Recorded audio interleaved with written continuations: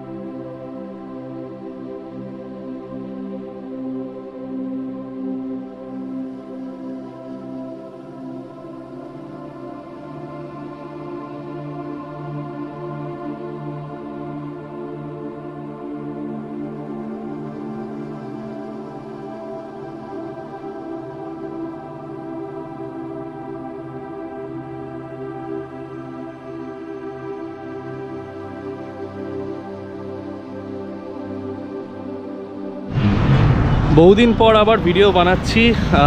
আমরা আজকে যাচ্ছি হলো এনজেপিতে অলরেডি নেমে গেছি। আমরা আজকে যাচ্ছি দুটো জায়গায়, আজকে একটা জায়গায় স্টে, আবার কালকে আরেকটা জায়গায় স্টে। আমরা প্রথমে যাব হলো পাঞ্ঝোরা, যেটা হলো চাপড়ামারি ফরেস্টের ভেতরে, আর পরের দিন সেকেন্ড ডে আমরা পাঞ্ঝোরা থেকে চেক আউট করে যাব পারেন, যেটা হলো ঝালং ও বিন্দুর মাঝামাঝি। এই চাপড়ামারি ফরেস্ট আর পাঞ্ঝোরার মধ্যে ডিস্টেন্স হলো প্রায় 30 কিলোমিটার। আর আজকের রাতটা দুটো রাতে ইনফ্যাক্ট আমরা যেই প্রপার্টিগুলোয় থাকছি সেটা হলো ওয়েস্ট বেঙ্গল ফরেস্ট ডেভেলপমেন্ট কর্পোরেশনের একটি প্রপার্টি, দুটোই একই ডেভেলপমেন্ট কর্পোরেশনেরই প্রপার্টি। বর্তমানে আমরা তিস্তা ক্যানালের পাশে আছি এবং এই হোটেলটিতে দাঁড়িয়েছি, একটা ছোট্ট রেস্টুরেন্ট কাম ক্যাফে। এখানে আমরা মোমো খেলাম এবং সেই দৃশ্যটা আমি দেখাচ্ছি, আর চাটা খাচ্ছি, খেয়ে আবার রওনা দেব। আজকে আমাদের ট্রেন বিভৎস লেট ছিল, প্রায় 5 ঘন্টা মতো লেট। যেই ট্রেনটা ঢোকার কথা ছিল 9টা নাগাদ, সেটা ঢুকেছে প্রায় 1টা নাগাদ। আমাদের লাঞ্চের ব্যবস্থা আছে আজকে পাঞ্ঝোরাতেই, সেখানে পৌঁছাতে অলমোস্ট 4টে সাড়ে 4টে বাজবে। সুতরাং লাঞ্চ তখনই গিয়ে করব, এর মাঝখানে আর খুব একটা স্কোপ নেই। এর মধ্যে আমি পুরোটাই কভার করার চেষ্টা করব যতটা কভার করা যায়। So stay tuned.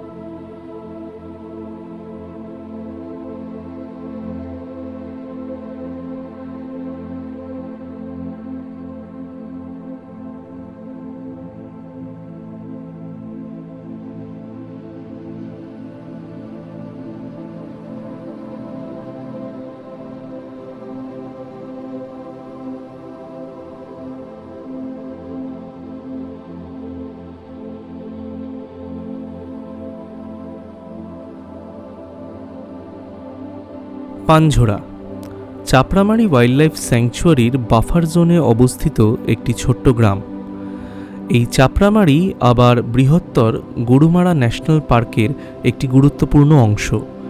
New Jalpaiguri railway station থেকে পাঞ্ঝোরার দূরত্ব প্রায় ৬২ কিলোমিটার। আমাদের যাত্রা শুরু হয়েছিল ২০২৫ সালের ২০ ডিসেম্বর শিয়ালদা রেলওয়ে স্টেশন থেকে। তবে যাত্রাপথটা একেবারেই মসৃণ ছিল না। ট্রেনটি প্রায় ৫ ঘন্টা দেরিতে চলার কারণে আমরা নিউ জলপাইগুড়ি রেলওয়ে স্টেশনে পৌঁছাই দুপুর প্রায় ১টা নাগাদ।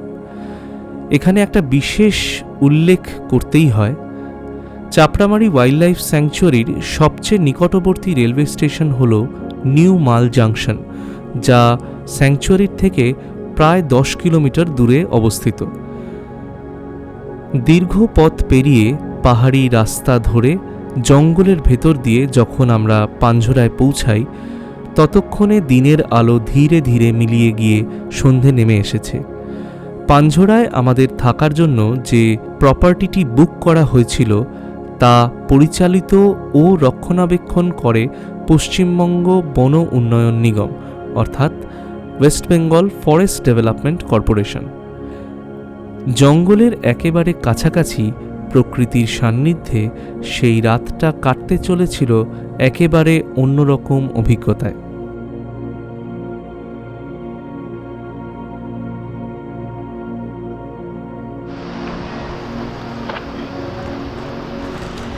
আচ্ছা, আমরা পৌঁছে গেছি পাঞ্ঝোরা ইকো ট্যুরিজম সেন্টারে।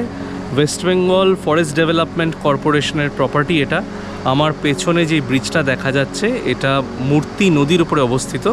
এটাকে লোকালরা ডাকেন মূর্তি ব্রিজ বলে। আর এটা কোনো এক সময় এই প্রপার্টিটা কানেক্টেড ছিল চাপড়ামারি ফরেস্টের ভেতর দিয়ে। চাপড়ামারির যে ফরেস্ট চেকপোস্ট সেখান দিয়ে আগে আসা যেত, কিন্তু এখন রিসেন্টলি ওটা কোনো কারণে বন্ধ হয়ে গেছে। তো এখন ওই মূর্তি ব্রিজের পাদদেশে গাড়িটাকে রেখে এখানে ১ থেকে ১৫০ মিটার হাঁটা পথ, সেখান থেকে আমরা যাচ্ছি আপাতত আমাদের পাঞ্ঝোরা ইকো ট্যুরিজম সেন্টারের দিকে।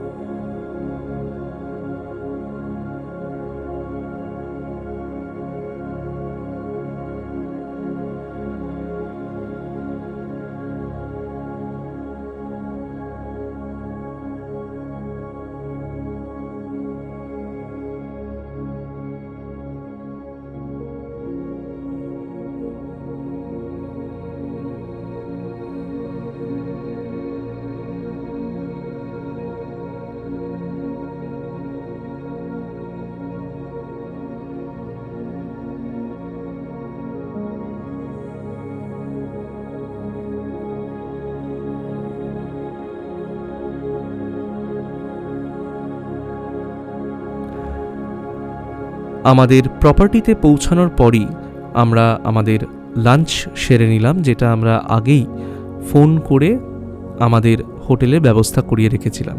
এখানে লাঞ্চের জন্য একটি বিশেষ প্যাকেজ ডেভেলপমেন্ট কর্পোরেশন অফার করে থাকেন, যেটি হলো ৫৫০ টাকা পার হেড, যার মধ্যে 4খানা মিল ইনক্লুডেড, দুপুরের লাঞ্চ, তারপরে ইভিনিং স্ন্যাক্স, ডিনার এবং পরের দিনের ব্রেকফাস্ট। লাঞ্চ করার পর তখন অলরেডি সন্ধে নেমে এসেছে। ওখানকার স্টাফদের মধ্যে একজন একটি সার্চ লাইট নিয়ে এসে আমাদের কিছু বন্যপ্রাণীর দর্শন করালেন। তার মধ্যে আমাদের চোখে পড়ল আমাদের প্রপার্টির ঠিক সামনের অংশতে নদীর ধারে জঙ্গলের বাফার জোনের একটি পার্টে কিছু বাইসন এবং কিছু হরিণ এবং দূর থেকে ভেসে আসা ময়ূরের ডাক। এই নিয়েই আমাদের রাত কাটতে চলেছিল।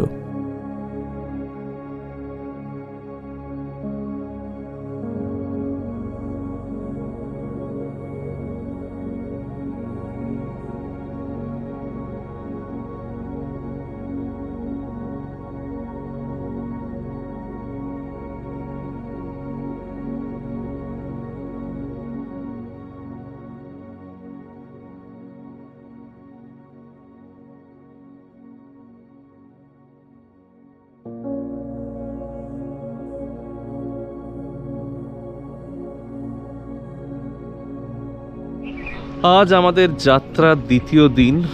এখন বাজে অলমোস্ট সকাল 6:45।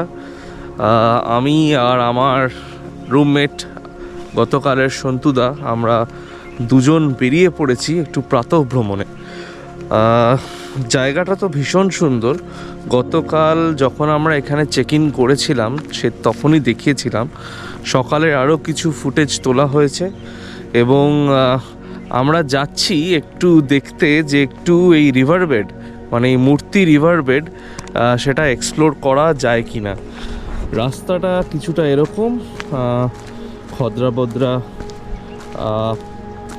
সিঁড়ি, এবং সঠিক যে বাঁধানো কোনো রাস্তা তা কিন্তু নেই। এর মধ্যে দিয়ে যাতায়াত করতে হবে এবং তাই আমরা করছি। আমি দেখছি যতটা কি ফুটেজ, কতটা কি ক্যাপচার করা যায়।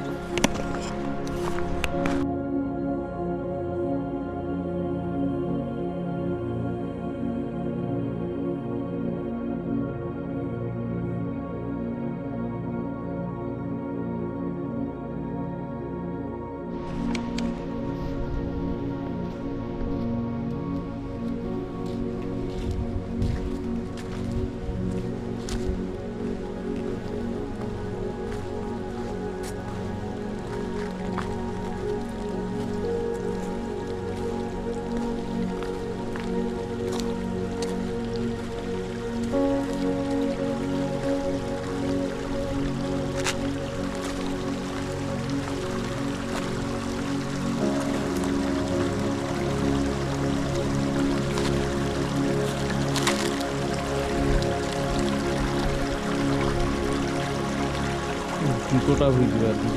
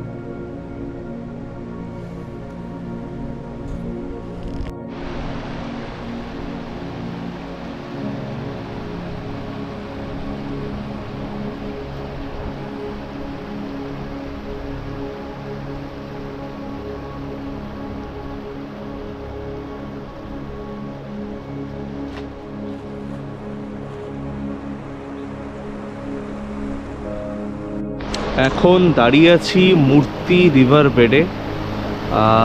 আমি যেই জায়গাটায় এখন দাঁড়িয়ে আছি, সিনিক বিউটি অসাধারণ। আমার এই নিয়ে এটা অভিজ্ঞতার মানে নেওয়ার সৌভাগ্য হলো এই নিয়ে দুবার। রিভার বেড থেকে পেছন দিকটা পুরোটাই পাহাড়, আর দাঁড়িয়ে আছি মূর্তি রিভার বেডে। পেছনে হলো সেই বিখ্যাত মূর্তি ব্রিজ। এই জায়গাটায়, এই পাঞ্ঝরায় যদি আপনারা আসেন তাহলে এই ভিউ এবং এই অভিজ্ঞতা কিন্তু একটা মানে কোনো মিস করবেন না। এটা অসাধারণ অসাধারণ লাগবে। এই সকালের একটা অন্যরকম, যদি আপনার সকালে মর্নিং ওয়াকের অভ্যেস থাকে তাহলে এটা কিন্তু একটা অন্যরকম অভিজ্ঞতা হতে চলেছে। ভীষণ সুন্দর লাগছে আমার। আমি চেষ্টা করছি যতটা ফুটেজ মানে নেওয়া যায় এবং যতটা তুলে ধরা যায় এই ভিডিওর মাধ্যমে। ভীষণ ভালো লাগছে।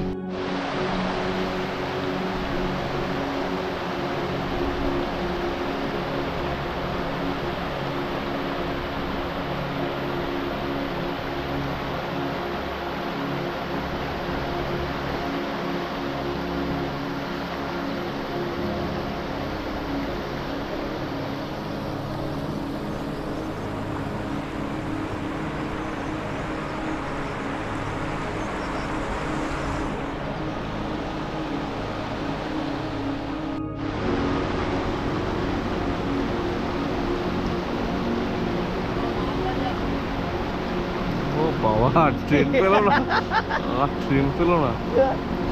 মাল লাগছে না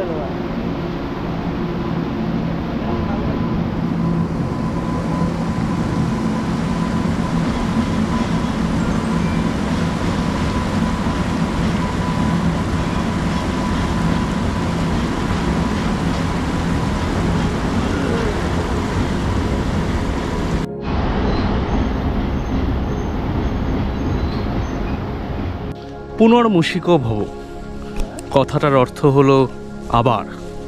সুতরাং সকালবেলা একবার এসছিলাম আমরা 4 জন মিলে আমাদের মূর্তি নদীর তীরে, এখন আবার সেই জায়গায় যাচ্ছি, কিন্তু উদ্দেশ্যটা এবার অন্য। উদ্দেশ্য হলো গতকাল রাত্রে একটি বিশেষ প্রতিভা আমাদের মধ্যে মানে যে আমরা খুঁজে পেয়েছি, সেটা হলো মেঘমল্লার দা গিটারটি খুব ভালো বাজান এবং তার সাথে তাল মিলিয়ে অল্প বিস্তর আমিও গলা মেলাতে পারি। তো এখন সেই গান গাওয়াতেই যাওয়া মূর্তি নদীর তীরে একটা বিশেষ ভিডিও শ্যুট করতে। তো এখন সেদিকেই যাচ্ছি, গোপ্রোতে তোলার চেষ্টা করব কিছুটা, নয়তো আদারওয়াইজ ক্যামেরা এবং তার সাথে একটা ডেডিকেটেড মাইক্রোফোন এই দিয়ে আমরা এই ভিডিও শ্যুটটা করব। দেখা যাক কেমন কি দাঁড়ায়। লোকেশন ঠিক আগের ওই জায়গায়। আর এইটা তোমার গান, তুমি লোডশেডিং গান। তারপর এই আয়না ভরা দিন, রূপসায়রের জল, না না না না আয়ন, আবার আয়না ভরা দিনই আছে রূপসায়রের। তারপরে হচ্ছে এইটা আমার গান, এইটা তোমার গান। হ্যাঁ তুমি লোডশেডিং এর হ্যান্তান হলো রেখে, না লোডশেডিং, তারপরে আবার এইটা তো না, তারপরে না, এইটাতেই শেষ। আচ্ছা ঠিক বুঝলি? চ 1 2 3 স্টার্ট।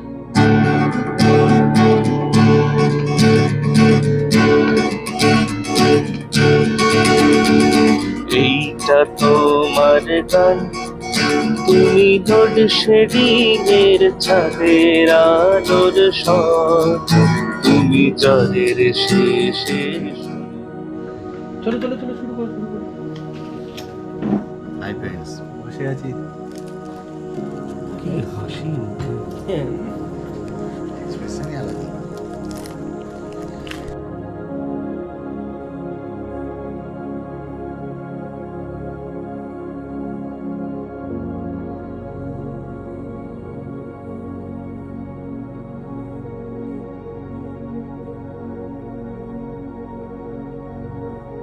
আমরা রওনা দিয়ে দিয়েছি আমাদের পরবর্তী গন্তব্য, যদিও চালসা, সেখান থেকে আমাদের কিছু জিনিসপত্র কেনার আছে এবং তারপরে আমরা ওখান থেকে যাব মহাকাল, যেটা লাটাগুড়ির ওই জঙ্গলের রাস্তা যেটা খুবই বিখ্যাত, সেখানে গিয়ে মহাকাল অবধি হয়ে আমরা আবার আমাদের পরবর্তী গন্তব্য পারেনের দিকে চলে যাব। তো চেষ্টা করব যতটা ফুটেজ তুলে এই ভিডিওর মধ্যে দেখানো যায়। লাটাগুড়ির পথ ধরে মহাকালে যাওয়ার রাস্তা এবং পারেন সংক্রান্ত গল্প আমাদের পরবর্তী অংশে। অবশ্যই আমাদের সঙ্গে থাকবেন, ভিডিওটা অবশ্যই লাইক এবং সাবস্ক্রাইব করবেন। পারেন এবং যাত্রার অন্যান্য গল্প খুব শীঘ্রই নিয়ে আসছি আপনাদের সামনে আমাদের পরবর্তী এপিসোডগুলোর মাধ্যমে।